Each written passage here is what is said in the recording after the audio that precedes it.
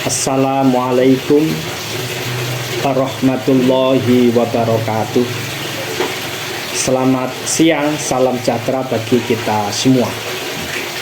Teman-teman yang saya banggakan, pada kesempatan kali ini kita akan membahas terkait dengan hubungan agama dan Pancasila. Kita tahu bahwa Pancasila memiliki historis panjang yang kemudian dijadikan menjadi dasar ideologi di dalam berbangsa dan bernegara.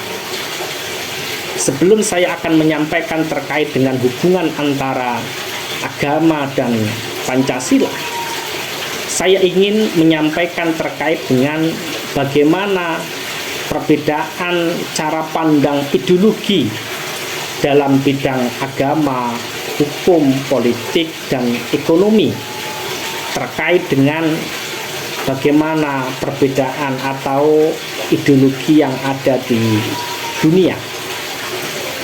Yang pertama, dalam konteks agama, Pancasila melihat bahwa setiap individu bebas memilih agama.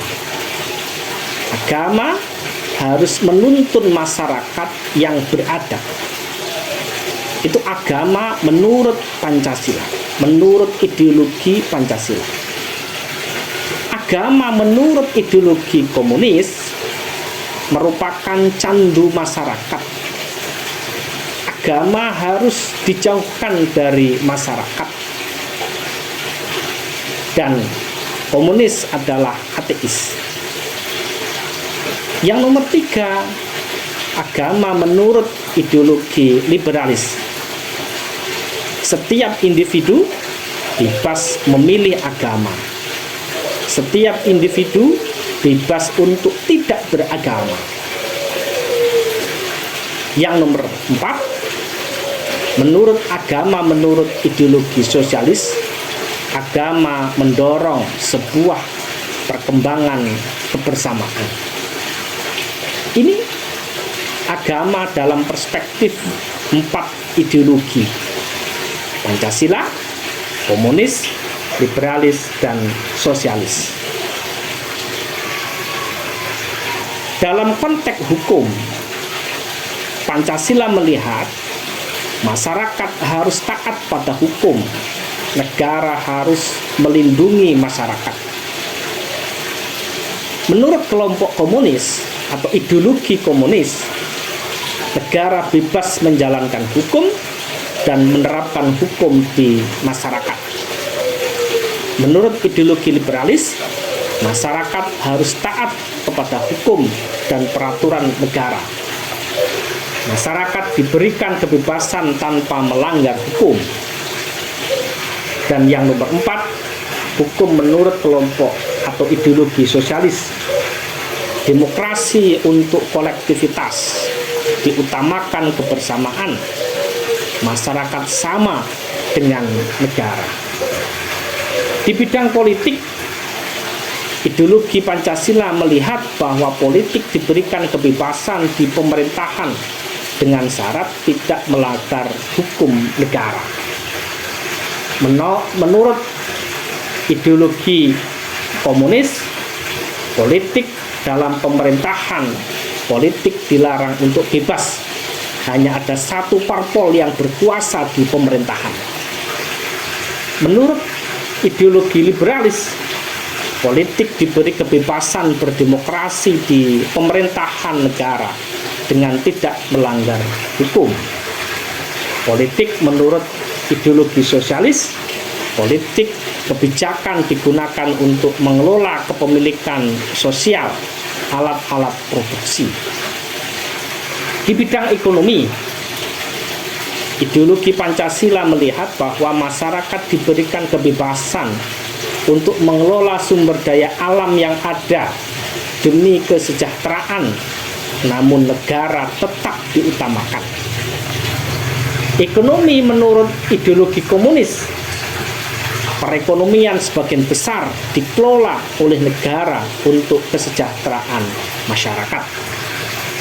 Ekonomi menurut ideologi liberalis, sebagian besar sumber daya dikelola masyarakat, namun perekonomian menjadi monopoli negara. Ekonomi menurut ideologi sosialis, peran negara ada untuk pemerataan, keadilan distributif yang diutamakan. Berdasarkan deskripsi tadi, bahwa ideologi Pancasila jika dibanding dengan ideologi dunia lain akan terlihat begitu dinamis, fleksibel, dan berkemajuan, sehingga hal ini yang menjadikan Pancasila dapat beradaptasi dengan segala perubahan peradaban zaman. Kemampuan beradaptasi yang ditawarkan kepada dunia adalah kemampuan dalam menjaga dan merawat kebinekaan yang menjadikan Pancasila sebagai rumah bersama atas keragaman. Oleh karena itu, di dalam pelaksanaan beragama, karena kita juga berideologi Pancasila di Indonesia ini juga ideologi yang terbuka.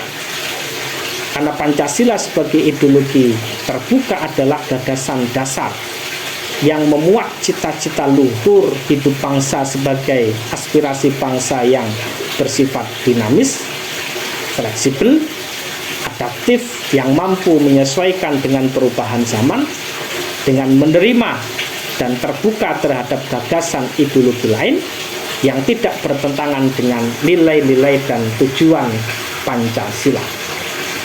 Oleh karena itu, di dalam pelaksanaan Pancasila sebagai ideologi terbuka yang bersifat realistis, idealis, dan fleksibel, ini menunjukkan bahwa yang pertama, sifat realistis, yaitu mencerminkan kenyataan yang hidup dan berkembang dalam masyarakat, di mana ideologi tersebut lahir dan berkembang.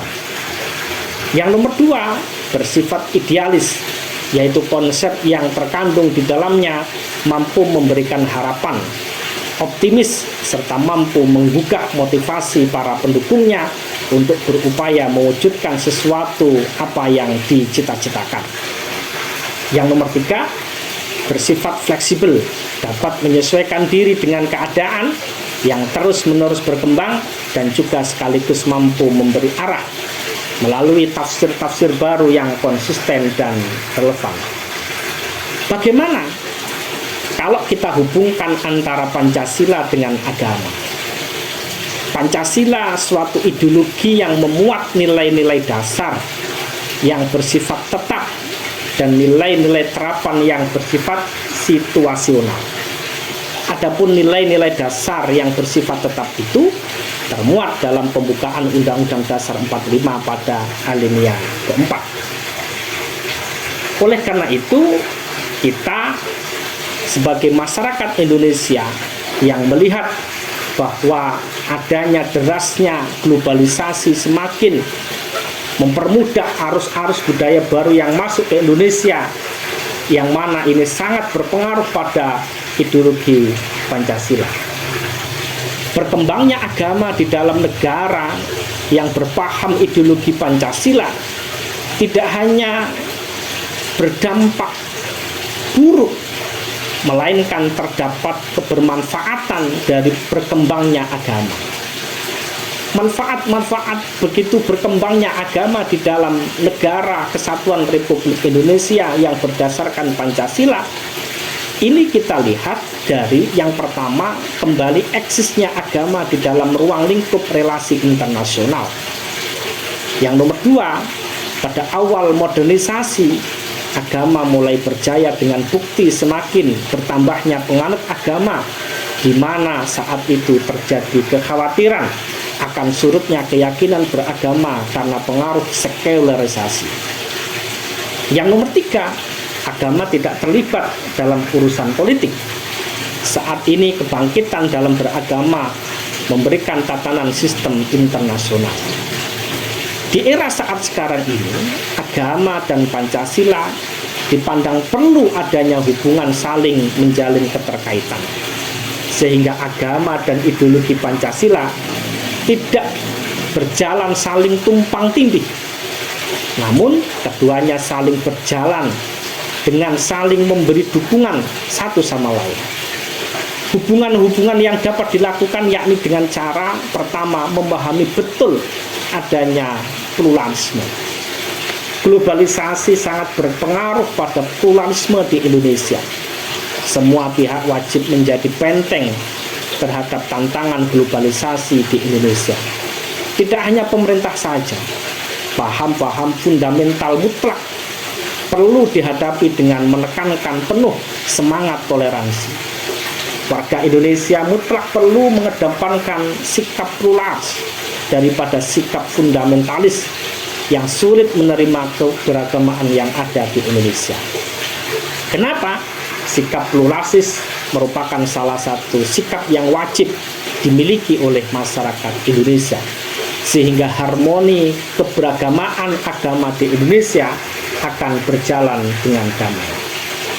Pada hakikatnya teman-teman semuanya, agama-agama yang ada di Indonesia mempunyai ajaran yang tidak jauh berbeda, yaitu menjunjung tinggi harkat dan martabat manusia, kesamaan hak dan kewajiban, kebebasan berpendapat, perdamaian dunia, dan solidaritas dalam toleransi.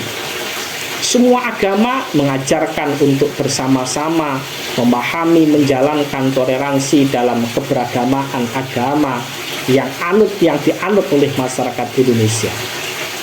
Namun ada satu hal yang menjadikan kehati-hatian adalah pluralis yang mengarah kepada relativisme.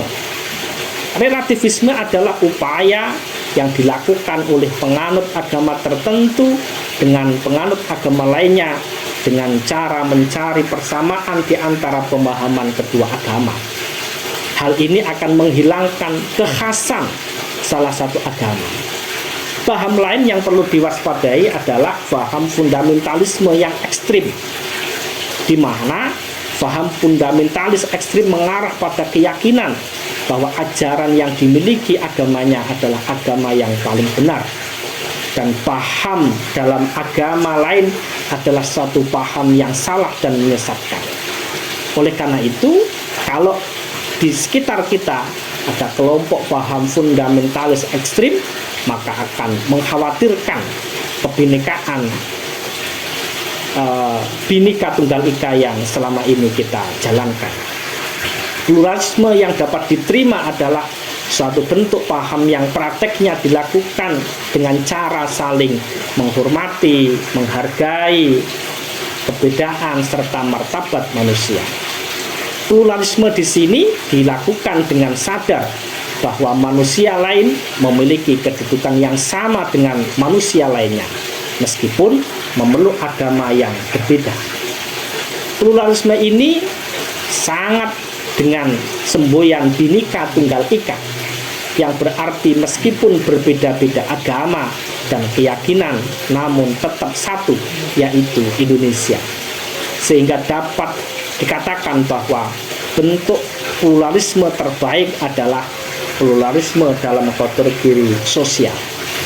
Menurutnya, pluralisme dalam kategori sosial akan memberikan pemahaman bahwa semua pemeluk agama manapun berhak untuk mendapatkan kehidupan yang damai dalam keberagamaan dan meyakini penuh agama serta kepercayaannya. Yang kedua, semua pihak wajib berkolaborasi dan berkesinambungan. Pihak-pihak yang ikut andil dalam mempertahankan ideologi Pancasila di tengah derasnya arus globalisasi adalah semua masyarakat di setiap kalangan, baik di tingkat keluarga, sekolah, lingkungan masyarakat. Di lingkar keluarga, orang tua wajib memberi ajaran kepada anak-anaknya, memberikan penghormatan pada orang lain yang memiliki keyakinan yang berbeda, memudahkan pemberian ajaran tersebut sehingga orang tua menghilangkan rasa mencurigai, ketakutan, kebencian terhadap mereka yang memiliki keyakinan yang berbeda. Semua masyarakat wajib memiliki kesadaran akan adanya keragaman agama yang dimiliki oleh bangsa Indonesia. Masyarakat Indonesia wajib menyadari akan ajaran yang ada di dalam keyakinannya, namun tetap harus mewaspadai untuk tidak menuju ke arah fundamentalis. Fundamentalis akan membuat perpecahan antar pemeluk yang memiliki beda keyakinan. Salah satu masyarakat pemeluk agama tertentu menganggap bahwa keyakinannya adalah keyakinan yang paling benar, sedangkan keyakinan pemeluk agama lain adalah keyakinan yang salah dan menyesatkan. Oleh karena itu, fundamentalis harus kita jauhkan dari kehidupan berbangsa dan bernegara. Upaya-upaya yang dilakukan dalam lingkungan keluarga, pendidikan formal, dan masyarakat harus menjadi pijakan bahwa seluruh warga masyarakat Indonesia wajib memiliki rasa cinta terhadap tanah air dan rasa nasionalisme. Para pemuka agama memiliki kewajiban untuk menginternalisasi rasa cinta terhadap tanah air yang sesuai dengan ideologi Pancasila kepada umatnya. Para pemeluk agama apapun di Indonesia perlu untuk selalu ingat bahwa terlepas dari agama yang dianutnya, warga masyarakat wajib menjunjung tinggi Pancasila sebagai ideologi bangsa, sehingga tidak perlu adanya pertentangan antara Pancasila dan agama, karena sejatinya keduanya tidak untuk saling dipertentangkan. Pada dasarnya Pancasila merupakan suatu wadah yang memfasilitasi semua agama di Indonesia akan tetap ada dan eksis, sehingga dalam pelaksanaannya pendidikan Pancasila, pendidikan agama di Indonesia harus selaras dengan ideologi Pancasila. Pada hakikatnya, pendidikan agama mengajarkan nilai-nilai ketuhanan. Nilai-nilai ketuhanan yang muncul dalam pembelajaran agama adalah nilai-nilai ketuhanan yang dikehendaki Pancasila. Sehingga nilai-nilai ketuhanan yang diajarkan adalah nilai-nilai ketuhanan yang positif.